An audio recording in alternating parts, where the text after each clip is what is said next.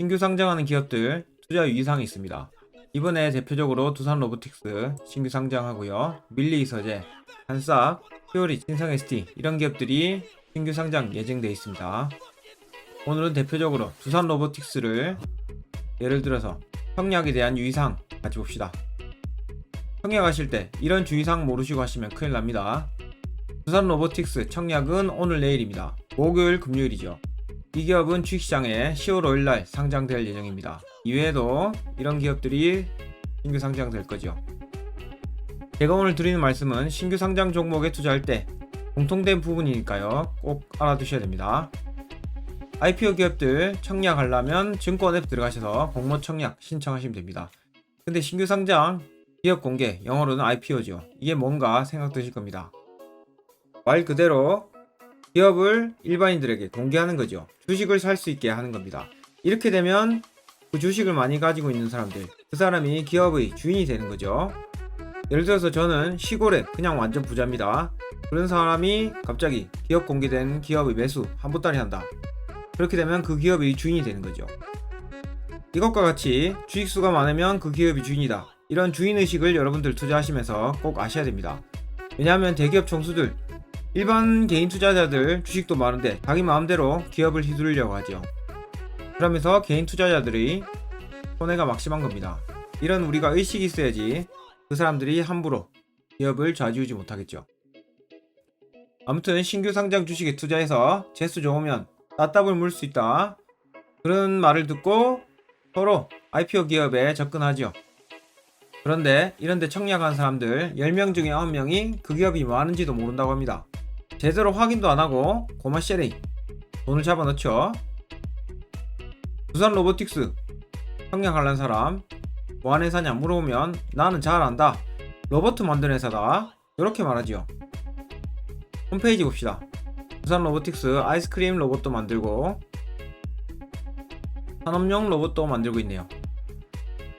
커피 만드는 로봇도 있네요.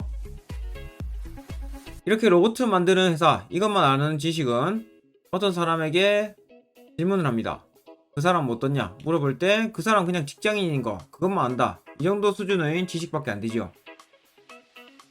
진짜 그 기업을 정확하게 하려면 그 회사의 시장 지위, 전망, 그래서 돈 잘 버나 이런 걸 정확하게 알아야 됩니다. 두산로보틱스의 시장 지위는 세계 4위입니다. 근데 1위하고 4위 점유율 차이가 많이 나죠.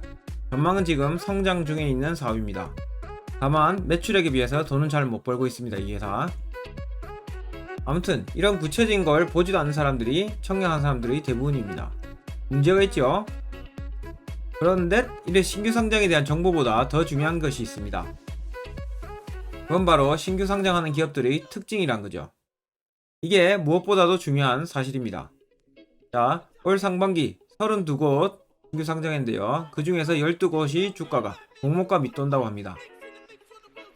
심지어 공모가 밑도는 기업, 그것들 중에 하나는 경쟁률이 1000대1 넘었고요. 공모가가 최상단에 확정됐습니다. 공모가 최상단 확정, 이거는 그만큼 기대감이 높았다 이거죠. 이렇게 흥행했는데 주가는 하락에 있다. 역사로 볼까요? 2015년에 공모가 너무 높았나 올 상장사 12곳 중 9곳이 하락했다. 이번 23년 6월 뉴스, 최근 5년 신규 상장주 63%가 공모가 밑돌아. 자, 신규 상장하면 주가가 다 떨어진단 말이죠. 확률적으로. 왜 이렇게 하락하나? 그거는 바로 이것 때문입니다. 자, 여러분들 여성분을 보고 있습니다. 예쁘게 보이죠? 하지만 이 사람의 실체는 이런 호떡입니다. 오른쪽 왼쪽 확연하게 차이 납니다. 신규 상장에서 주가 상승 시 누가 이익을 얻는지 아십니까? 그거는 상장한 증권사하고 기업이 그 이익을 가져갑니다. 그렇기 위해서 쓰는 회사도 좋은 전망이 한 보따리 쏟아집니다. 저쪽에서 돈으로 광고했다 이거죠. 투자의 명제, 결국 주가는 시간이 지나면서 그 기업의 가치대로 간다. 이걸 아셔야 됩니다. 신규 상장 종목 왜 조심해야 되는가? 처음에 상장되면 예쁘게 포장합니다. 고평가됐다는 뜻이죠. 실체를 알고 나면 그 기업의 매력도가 확 떨어집니다. 그렇게 되면 고점에 사서 저점에 머무른 이런 상황이 되죠. 그리고 회사도 별로란 걸 알게 되면서 주가 상승이 어렵습니다. 이럴 때 실적을 가져와야지 주가가 상승하는데 고평가되어 있었기 때문에 고평가 이상의 실적을 내긴 쉽지 않죠. 이런 신규 상장된 주식에 물리고 나면 길고 긴 하락에 빠질 수 있습니다. 그럼에도 불구하고 사람들은 그냥 주가 상승 노리고 IPO 기업에 투자하지요. 그들이 광고 함정에 빠진 사람들은 주가 하락 시 어떻게 하는지 아십니까? 사실 그 뉴스를 보고 전망이 좋다 생각할 겁니다. 아, 이러면 장기 투자하겠어. 막상 물리고 나니까 장기 투자하겠다 이런 결심을 내립니다. 팔면 손해보니까요 합류하는 겁니다. 그러면서 또 이러죠. 처음부터 평생 투자하려고 산 거야.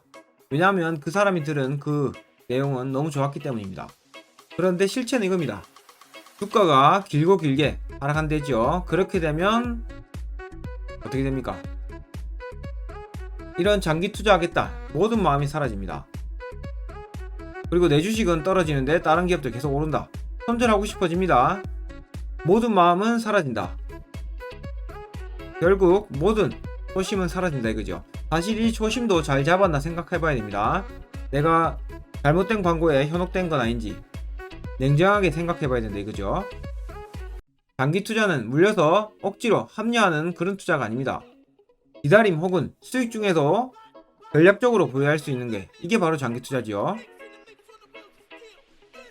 그래서 신규 상장 주식은 상장하고 나서 1, 2년 후에 매수할지 생각해봐야 됩니다.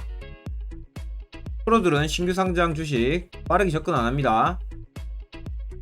그 회사가 시장에 어느 정도 대접을 받는지 안정화된 후에 들어간다 이겁니다.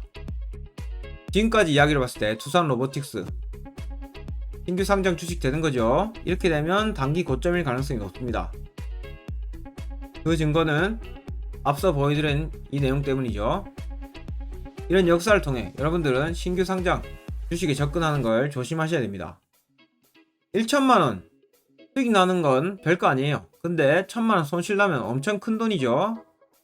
할 수 있는 거 별게 다 생각납니다. 통닭 1,000마리 아닙니까? 이렇게 일제한데 초점을 맞춰서 물리면 조정 각오하고 과욕하지 마십시오. 오늘 결론은 신규 상장된 종목 접근하실 때 엄청 조심하셔야 됩니다. 그리고 물리면 엄청 조정 강하게 받을 수 있어요. 단기로 하실 분은 빠르게 묶고 틱 끼고 작은 비중으로 해보십시오. 돈을 잃지 않는 게 가장 중요합니다. 끝.